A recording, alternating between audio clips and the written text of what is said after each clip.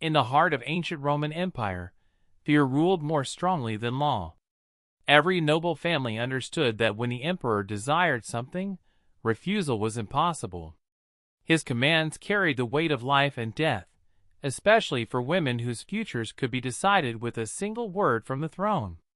During a lavish banquet filled with senators, generals, dancers, and musicians, whispers suddenly spread through the hall. The emperor had noticed Livia, the daughter of a respected senator known for her intelligence and beauty. Servants lowered their eyes as an imperial messenger crossed the marble floor and announced that the emperor demanded her presence in his private chambers before the night ended. Silence consumed the room. Even the music stopped. Livia rose slowly from her seat, while her terrified father begged her with his eyes to obey. Everyone expected her to kneel. Instead, she stood tall beneath the golden torchlight and calmly answered, "I belong to no emperor." The reaction was immediate. Nobles gasped in horror, while soldiers gripped their weapons. No woman had dared reject imperial authority so openly. The emperor's expression darkened with fury, and the atmosphere instantly turned deadly. In that moment, everyone understood her fate had already been sealed. Beneath the emperor's magnificent palace existed a hidden world of darkness that most citizens of Roman Empire never saw. Damp stone corridors stretched deep underground where prisoners disappeared without trial, and screams echoed through the night. After her public refusal, Livia was dragged into these chambers in heavy chains while guards mocked her courage. Torches flickered along the walls as she was forced before the emperor once again, this time surrounded by senators, military commanders, and priests who had gathered to witness her humiliation. The emperor offered her one final chance to save herself.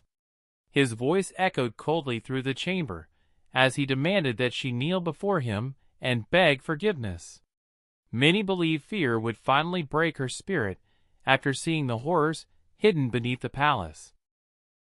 Instead, Livia lifted her head proudly and refused again without hesitation.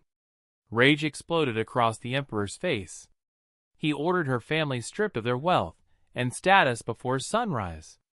Her father was sentenced to exile, her brothers sent to Rome's bloodiest frontiers, and her family name erased from public records. Livia herself was locked inside the Palace of Silence, a prison reserved for women who challenged powerful men. Yet even there, her defiance refused to die. News of Livia's punishment spread across Roman Empire faster than the emperor expected. Servants whispered her story in crowded kitchens, while merchants repeated it quietly in marketplaces filled with soldiers and tax collectors. At night, people gathered in taverns speaking her name in low voices, amazed that a woman had openly defied the ruler of Rome and survived. What frightened the emperor most was not her rebellion itself, but the growing admiration surrounding it. Citizens who once obeyed without question were beginning to see courage where they were meant to see shame. Inside wealthy households, noblewomen secretly discussed Livia's refusal. Some began resisting cruel husbands and fathers who ruled through fear. Young girls who heard the story dreamed of freedom instead of obedience. The emperor realized her influence was spreading beyond prison walls, poisoning the unquestioning loyalty Rome depended upon. Desperate to destroy Livia's growing influence, the emperor announced a massive public spectacle inside Rome's greatest arena. Thousands of citizens poured into the stadium, expecting to witness the complete humiliation of the woman who had dared challenge imperial authority. Vendors shouted through crowded entrances, while soldiers lined every corridor with drawn weapons. High above the arena floor, the emperor sat upon a golden throne surrounded by senators and guards, determined to remind Rome that no one could defy him without suffering. When Livia was dragged into the arena in chains, the crowd fell silent. Months of imprisonment had weakened her body, but her expression remained fearless. The emperor rose slowly and declared that Rome would witness the fate of any woman who refused the will of its ruler. He demanded she kneel before the people and beg for mercy. Instead, Livia lifted her voice across the stadium and shouted, "An empire terrified of one woman is already dying."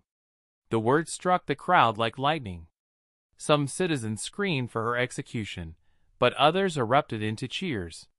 The emperor's face twisted with fury as unrest spread through the arena. Enraged, he ordered gladiators to kill her immediately. Yet one warrior removed his helmet and dropped his sword before her feet. Then another followed. Within moments, the emperor realized obedience itself was collapsing before his eyes. That night, chaos consumed Roman Empire like a spreading fire. News of the gladiators refusing the emperor's command traveled through Rome within hours, turning fear into open rebellion.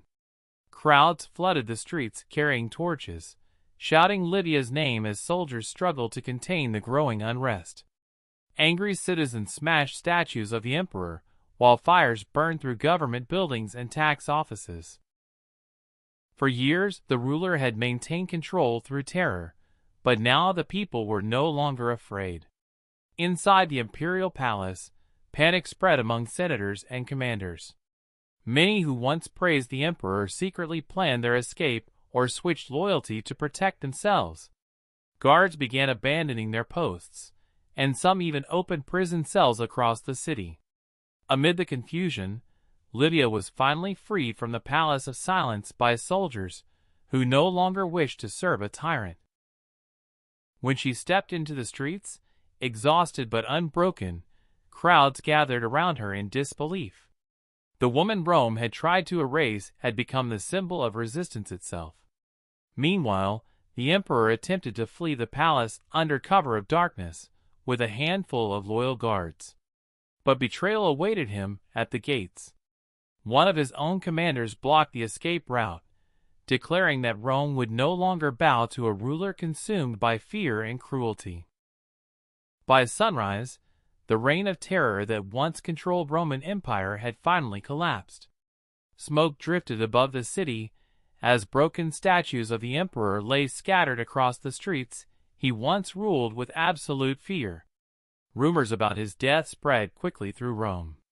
Some claimed he locked himself inside the palace and took his own life before rebels could capture him. Others believed his remaining guards murdered him to save themselves from the angry crowds gathering outside the gates. No official truth was ever confirmed, but one thing became undeniable: the emperor who once terrified millions was gone. Livia, however, became something far greater than a prisoner or rebel. Citizens spoke her name with admiration, calling her the woman who dared stand against the throne itself. Mothers quietly told her story to their daughters, while soldiers repeated tales of her courage beside campfires across the empire. Even senators, who once condemned her, now admitted that one fearless act had shaken Rome more deeply than any foreign invasion. Yet Livia did not remain to claim power or wealth. Shortly after the uprising, she vanished from public life entirely. Some believed she escaped Rome to live peacefully in the countryside. Others whispered she continued helping the poor in secret under another identity. Over time, history transformed her into legend, a symbol of courage that Rome could never silence.